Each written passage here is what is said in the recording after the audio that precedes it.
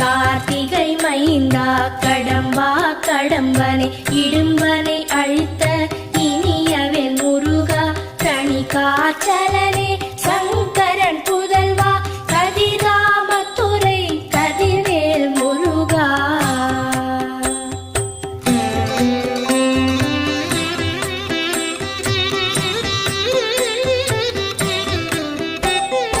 பழனிபதி வாழ் பாலகுமாரா ஆவினன் குடிவாழ் அழகிய வேலா செந்திமா